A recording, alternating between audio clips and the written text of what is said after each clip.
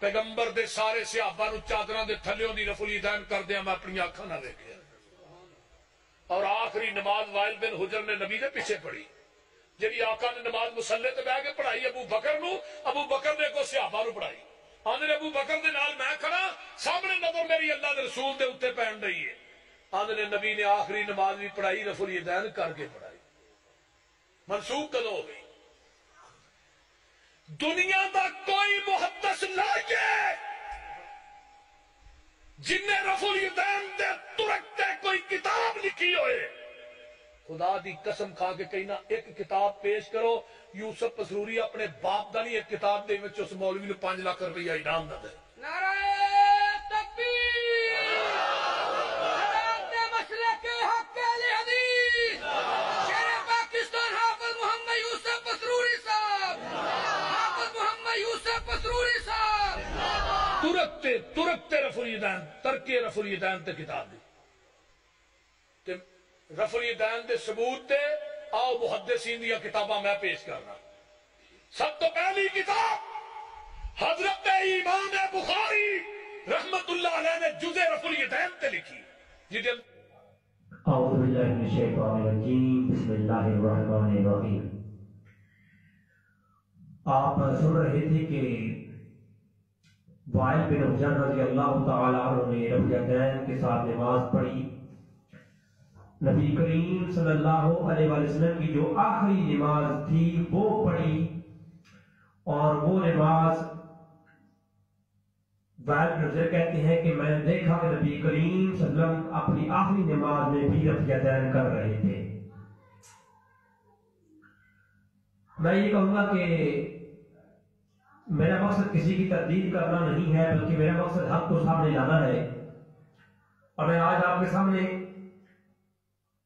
حضور اکرم صلی اللہ علیہ وسلم کی جو آخری نماز تھی اس کے متعلق جتنی بھی روی خیرات میں حدیث کی کتب کے اندر حدیث موجود ہیں تمام تر حدیثوں کو سامنے لاؤں گا.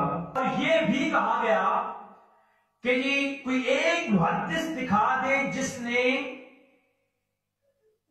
کتاب لکھی ہو ترک رفع الیدین پر. ہم وہ بھی آج دکھائیں گے. ہم کتاب دکھائیں گے، محدث کا نام بھی بتائیں گے، ٹائٹل بھی دکھائیں گے کہ ترک رفع الیدین پر جو ہے کتابیں لکھی گئی ہیں. فیصلہ آپ پہ چھوڑ دوں گا، آپ خود سوچ لینا، دیکھ لینا کہ کیا وائل بن حجر رضی اللہ تعالیٰ عنہ نے اپنی آخری نماز نبی کریم صلی اللہ علیہ وسلم کے پیچھے پڑھی ہے، اور کیا حضور اکرم صلی اللہ علیہ وسلم کی جو آخری نماز کے متعلق حدیثیں موجود ہیں ان میں رفع الیدین کا ذکر ہے یا نہیں. بالکل آپ کے سامنے روز روشن کی طرح یہ بات واضح ہو جائے گی. ناظرین، حضور اکرم صلی اللہ علیہ وسلم کی آخری نماز، آپ کے وصال جب ہوا تو آپ نے جو آخری نماز پڑھی اس کے متعلق بخاری شریف کے اندر 17 حدیثیں ہیں، 17 حدیثیں، 17 ورسز ان بخاری شریف. حضور اکرم صلی اللہ علیہ وسلم نے جو آخری نماز پڑھی اس کے متعلق بخاری کے اندر 17 حدیثیں ہیں، اور مسند امام احمد بن حنبل کے اندر 14 حدیثیں ہیں جن میں حضور کی آخری نماز کا ذکر ہے. اسی طرح مسلم شریف، ترمذی، نسائی، دارمی شریف، موطا امام مالک اور دیگر کتب کو ملا کر کے 43 حدیثیں مجھے ملی، 43 حدیثیں جن میں حضور اکرم صلی اللہ علیہ وسلم کی آخری نماز کا ذکر ہے. اور ان 43 حدیثوں میں اور بخاری، مسلم، ترمذی، ساری کتب حدیث بربلا کہہ رہا ہوں. اگر کسی کو تحقیق کا شوق ہو تو وہ بشک تحقیق کرتا رہے، کتابیں کھولتا رہے.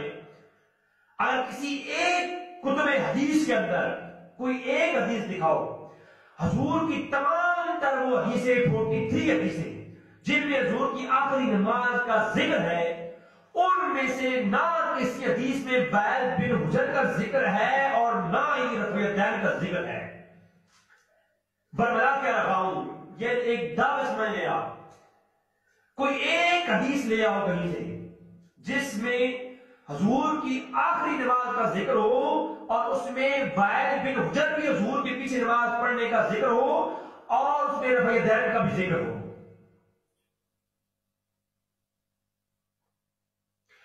39 حدیثیں ہیں مسند امام احمد بن حنبل میں جن میں وائل بن حجر کا ذکر ہے. ٹوٹل پوری مسند امام احمد بن حنبل دیکھیے آپ, امام احمد بن حنبل کی المسند دیکھیے آپ, پوری المسند کے اندر ایک کم 39 حدیث ایسی ہیں جن میں ذکر ہے وائل بن حجر کا, اور کسی ایک حدیث میں جن میں وائل بن حجر کا ذکر ہے نہ حضور کی آخری نماز کا ذکر ہے نہ رفع یدین کا ذکر ہے. برملا کہہ رہا ہوں کوئی ایک حدیث دکھا دے مجھے, ضعیف ہو, سند ضعیف لے آئے, سند کی بات نہیں کرتا, ضعیف روایت کی کوئی ایک لے آئے. اب جو بخاری شریف کے اندر حدیث ہے ان کی طرف میں اشارہ کر دیتا ہوں. اب ساری حدیث تو پڑھی نہیں جا سکتی, حوالہ جات دے دوں گا, باقی آپ کو تحقیق کر لیں. میں ایک آدھ روایت جو ہے آپ کے سامنے پیش کر دیتا ہوں اور دکھا دیتا ہوں.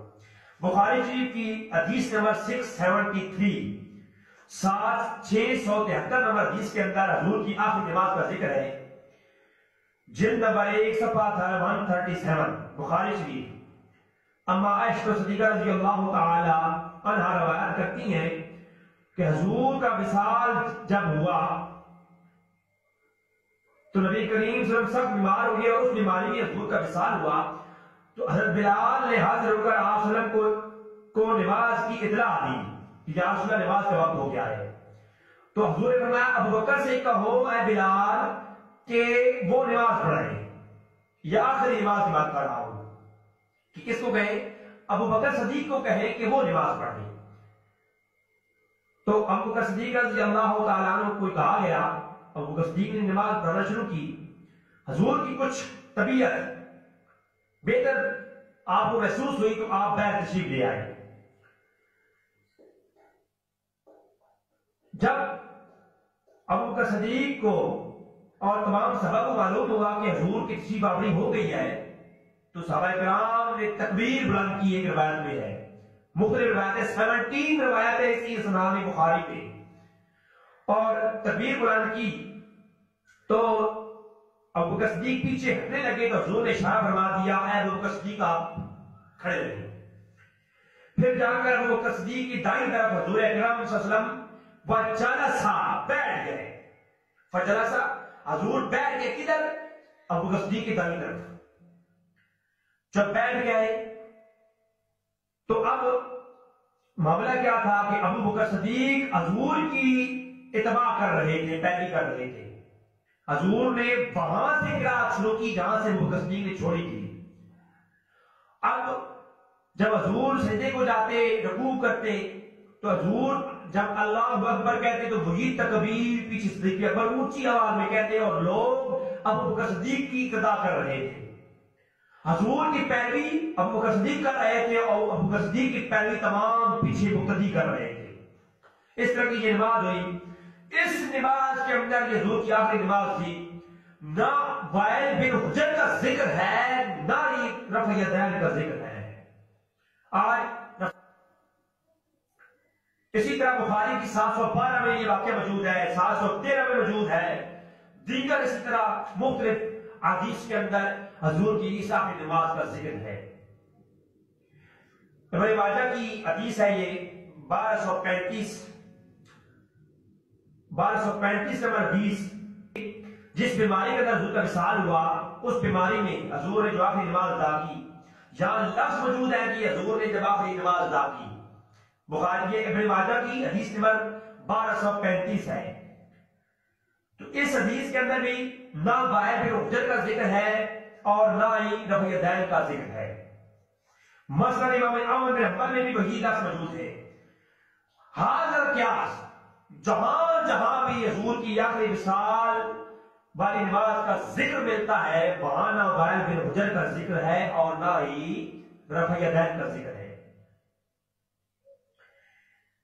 اب اس روایت کا پائے جاتے ہیں جس روایت کو موصوف پیش کر رہے تھے اور اس حدیث کا تھوڑا سا ٹکڑا جوڑا اس حضور کی آخری نماز کے ساتھ اور روایت کے ساتھ اور اپنی نعوذ باللہ من ذالک جھوٹ باندھا نبی کریم صلی اللہ علیہ وسلم کی ذات پر اور وائل بن حجر کی طرف. یہ جھوٹ ہے اور میں برلا کہہ رہا ہوں یہ جھوٹ ہے. ابو داؤد کے اندر وہ روایت موجود ہے جس میں وائل بن حجر کی روایت موجود ہے جس میں وہ کہہ رہے تھے وائل بن حجر نے کہا کہ میں نے دیکھا کہ چادروں کے نیچے رفع کر رہے تھے. حالانکہ وہ روایت کیا ہے ابو داؤد میں 726 اور 727 دونوں ایک ہی ترکی اور ایک ہی متن کے ساتھ روایات موجود ہے. کہا کہ میں نے مسجد نبی میں نماز پڑھی اور پھر صحابہ اکرام کو دیکھا اور پھر جب دوبارہ آیا تو پھر میں نے نماز پڑھی تو میں نے دیکھا صحابہ اکرام موٹی موٹی چادروں کے نیچے اپنے ہاتھوں کو حرکت دے رہے تھے کہ یہ تحرکوا ایدیہم اور دو ہاتھوں کو حرکت دیتے تھے. پوری روایت آپ کے سامنے نظر آ رہی ہے. اس میں لفظ ہے یتحرکوا ایدیہم ہاتھوں کی حرکت کا ذکر ہے کہ اس سے مراد جو علماء اور محققین نے لیا اس کا مطلب یہ ہے کہ جب وہ چادر اوڑھ کر بھی آپ نماز پڑھ سکتے ہیں. چادر اوڑھی ہوئی ہو چادر کے نیچے آپ ہاتھ باندھ لیں اور چادر کے اندر سے ہی آپ رکوع پہ جائیں اور چادر کے اندر سے ہی آپ سجود میں جائیں تو اس میں کوئی حرج نہیں ہے. اس حدیث میں ذکر ہے یتحرکوا ایدیہم اپنے ہاتھوں کی حرکت کا ذکر ہے نہ کہ رفع یدین کا ذکر ہے. ٹھیک ہے یہاں رفع یدین کا ذکر نہیں ہے پر فرمایا کہ وہ جو ہے اپنی چادر کے اندر ہی حرکت دیا کرتے تھے. تو یہ صحیح حدیث ابن ماجہ کی ابی داؤد کی سنن ابی داؤد کی روایت ہے اور 726 اور 27 دونوں میں ایک ہی متن ہے. آپ دیکھ سکتے ہیں یہ بھی. تو ناظرین یہ بات روز روشن کی طرح واضح ہو گئی کہ جو اعتراضات کیے گئے حضور کی وصال کے دنوں میں جو حضور نے آخری نماز پڑھی اس میں نہ رفع یدین کا ذکر ہے نہ وائل بن حجر کا ذکر ہے. اب آتے ہیں جز رفع یدین کی طرف. ناظرین اگر میں کہوں کہ یا محمد کا نعرہ لگانا جائز ہے تو مصعب کہیں گے جی دلیل دیں. تو میں دلیل دیتا ہوں جی یہ ہے الادب المفرد. اب بات بڑی سمجھنے کی ہے. یہ ہے الادب المفرد لکھی کس نے؟ امام بخاری نے. امام بخاری کی کتاب کیا ہے؟ الادب المفرد. اس کتاب کے اندر آپ اگر دیکھیں باب ہے باب ما یقول الرجل اذا خدرت رجلہ جب پاؤں سن ہو جائے تو کیا کیا جائے. یہ باب کا نمبر 438 نمبر باب ہے. یہ باب کا نمبر ہے 438 اور حدیث نمبر ہے 993. اس میں یہ ہے کہ عبد الرحمن بن سعد رضی اللہ تعالی عنہ روایت کرتے ہیں کہ عبداللہ ابن عمر رضی اللہ عنہ کا پاؤں سن ہو گیا. عبداللہ ابن عمر کا پاؤں سن ہو گیا تو ایک شخص نے مشورہ دیا کہ کسی پیارے کو یاد کرو پاؤں ٹھیک ہو جائے گا. تو آپ نے کہا اذکر احب للناس الیہ. کسی نے کہا کہ اس کا ذکر کریں جو آپ کو بہت جس سے آپ محبت کرتے ہیں. تو انہوں نے کہا کہ یا محمد فقال یا محمد صلی اللہ علیہ وسلم. اب امام بخاری اس روایت کو لکھا کہ صحابی رسول اور عبداللہ ابن عمر نے یہ نعرہ لگایا یا محمد. پاؤں سن ہو گیا حضور کو پکارا. اب مصعب کہیں گے جی ہمیں بخاری کے نام کو نہیں دیکھنا. کتاب تو امام بخاری کی ہے ہم مانتے ہیں لیکن ہم نے امام بخاری کو تو نہیں دیکھنا. ہم نے امام بخاری کی کتاب میں موجود روایت کو دیکھنا ہے کہ وہ صحیح ہے یا ضعیف ہے. ہم اس روایت کی سند کو دیکھیں گے. امام بخاری ہمارے لیے سند ہے لیکن ان کی کتابوں میں موجود ان کی روایات کی سند دیکھی جائے گی. امام بخاری کا نام نہیں دیکھا جائے گا اصول حدیث دیکھا جائے گا. یہ مجھے مشورہ دیا جائے گا. اب اگر ہم سوچیں اور دیکھیں جدید قانون ہم لاگو کریں جز رفع یدین پر. اب الادب المفرد بھی امام بخاری کی کتاب, صحیح بخاری بھی امام بخاری کی کتاب, جز رفع یدین بھی امام بخاری کی کتاب. لیکن اب کتاب امام بخاری کی ہے یہ نہیں دیکھا جائے گا بلکہ یہ دیکھا جائے گا کہ وہ حدیث صحیح ہے یا ضعیف ہے. تو میں کہتا ہوں جناب تو میں یہ کہتا ہوں آپ جز رفیدین کی طرف آ جائیں. جز رفیدین کو صرف یہ نہ دیکھیں امام بخاری کتاب ہے پر اس میں دیکھیں حدیث صحیح ہے یا ضعیف ہے. ناظرین انصاف کیجیے گا، پوری جز رفیدین میں 122 حدیثیں ہیں. کتنی؟ 122. اب 122 میں سے 2 درجن حدیثیں وہ ہیں جن کو امام بخاری کی جز رفیدین میں 122 حدیثوں میں سے 2 درجن حدیثیں وہ ہیں کہ جن کو علماء غیر مقلدین جو کہ اہل حدیث حضرات ہیں جو رفیدین کرتی ہیں، جو اس کے قائل ہیں، انہی کے ائمہ نے ان کو ضعیف قرار دیا ہے. زبیر احمد ضعیف صاحب نے، ناصر الدین البانی صاحب نے ان روایات کو ضعیف قرار دیا. 2 درجن روایات ہیں صرف ان کی بات کر رہا ہوں. جز رفیدین میں 24 حدیثیں وہ ہیں جن کو امام غیر مقلدین اور حدیث اور رفیدین کرنے والوں کے جو امام ہیں انہوں نے ہی ضعیف قرار دیا. اب میں دکھاتا نہیں ہوں، صرف میں نمبر بتا دیتا ہوں، آپ خود تحقیق کر لیں. زبیر احمد ضعیف کی میرے پاس موجود ہے تخریج اس الادب المفرد کی.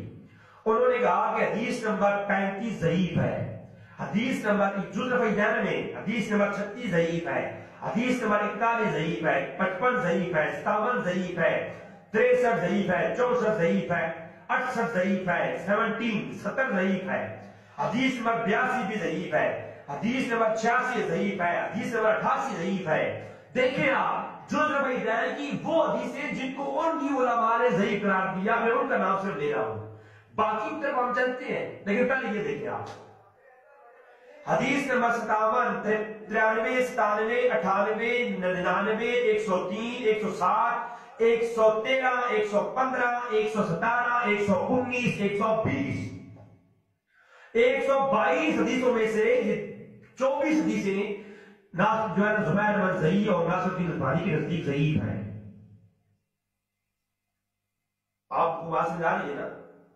اب یہ ضعیف قرار دی گئی ہیں، بلکہ میں تھوڑا سا آپ کو بتا دیتا ہوں. حدیث نمبر 35 میں کہتے ہیں یزید بن ابی زیاد یہ ضعیف راوی ہے. حدیث نمبر 36 میں کہتے ہیں کہ محمد بن عبد الرحمن ابی لیلا یہ جو ہے ضعیف راوی ہے. اور اس کی طرف کر لینا حدیث نمبر 37 جو ہے وہ جو ہے صحیح حدیث ہے اس کتاب میں. اور وہ کہاں لے گئے جس میں حضور نے فرمایا کیا تم گھوڑوں کی دمبوں کی طرح یہ رفیدین کرتی ہو، یہ نہ کرو، اس کرو بے سلام نماز میں سکون اختیار کرو. یہ تو ہے یہ ترک رفیدین پر. حدیث نمبر 41 میں حشام بن حسان مدلس ہے. ٹھیک ہے، یہ حدیث بھی اصول غیر مقلدین اور حدیث اماموں کے نزدیک ضعیف ہے. اب چلتے ہیں، میں آپ کو دکھاتا ہوں، 2 مثال دیتا ہوں کہ جز رفیدین جو ہے یہ ٹوٹل یہ جو کتاب ہے یہ بلندہ ہے ضعیف حدیثوں کا. سارے اس میں کئی حدیثیں ضعیف ہے، بلکہ میں آپ کو دکھاتا ہوں کہ حدیث نمبر 62 ہے میرے پاس. اب یہ دیکھیں اس کو ضعیف قرار نہیں دیا، اس کو زبیر احمد ضعیف نے ضعیف قرار نہیں دیا، حالانکہ یہ ضعیف ہے اور شدید ضعیف ہے. کیسے؟ وقال جریر عن لیث عن عطار ومجاہد انہما، اس میں وقال جریر ابن لیث یہ راوی ہے، یہ سند کے شروع میں وقال جریر ابن لیث، بخاری کہتے ہیں مجھے جریر نے کہا اور انہوں نے لیث سے سنا. اب یہ سنے میری بات کہ یہ جو جریر ہے امام بخاری جو ہے پیدا ہوتے ہیں 194 میں 194 ہجری میں. امام بخاری کا پیدا ہوئی 194 ہجری میں، جبکہ جریر 170 ہجری میں فوت ہو جاتے ہیں. جو جریر ہیں وہ 170 ہجری میں فوت ہو رہے ہیں، جبکہ امام بخاری 194 ہجری میں پیدا ہو رہے ہیں. اور امام بخاری کہتے ہیں میں نے سنا جریر سے، جو امام بخاری کے پیدا ہونے سے 20-25 سال پہلے فوت ہو چکا شخص، اس سے امام بخاری کی ملاقات نہیں تو وہ حدیث ضعیف کیسے؟ شدید قسم کی ضعیف روایت ہے.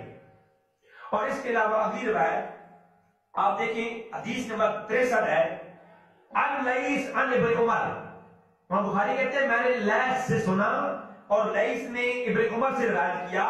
تو لیث جو ہے 148 میں فوت ہو جاتے ہیں ہجری میں، 148 ہجری میں فوت ہو جاتے ہیں، جبکہ امام بخاری 194 میں پیدا ہوتے ہیں. ایک شخص جو جب لیس فوت ہوا تب پیدا ہی نہیں ہوا تو اس نے سن کیسے لیا؟ لہذا اصول محدثین پر یہ روایت 63 بھی شدید ضعیف ہے۔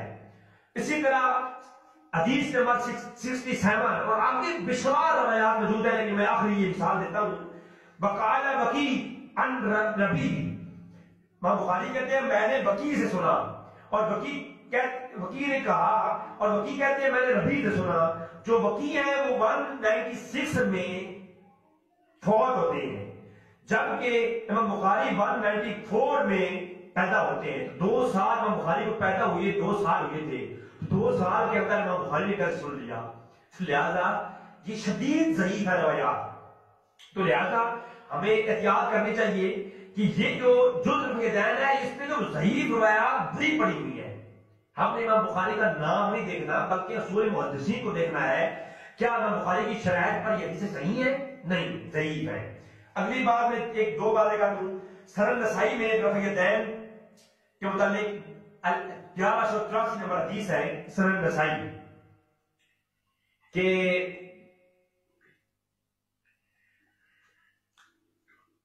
جابر بن سمرہ رضی اللہ تعالی روایت کرتے ہیں قال حرج علینا رسول صلی اللہ علیہ وسلم ونحن رافع ایدینا فی الصلاۃ فقال ما، حضور اکرم صلی اللہ علیہ وسلم داخل ہوئے، ہم نماز پڑھ رہے تھے، حضور داخل ہوئے تو حضور نے دیکھا ونحن رافع ایدینا فی الصلاۃ، ہم نماز کے اندر جب ہاتھوں کی رفع دین کر رہے تھے تو حضور نے فرمایا یہ کیا کر رہے ہو؟ اور فرمایا کہ اس کو اس طرح نہ کرو بلکہ کہا کہ اسکنوا فی الصلاۃ، نماز میں سکون اختیار کرو۔ یہ تو حضور نے رفع دین کرتے ہوئے منع فرمایا۔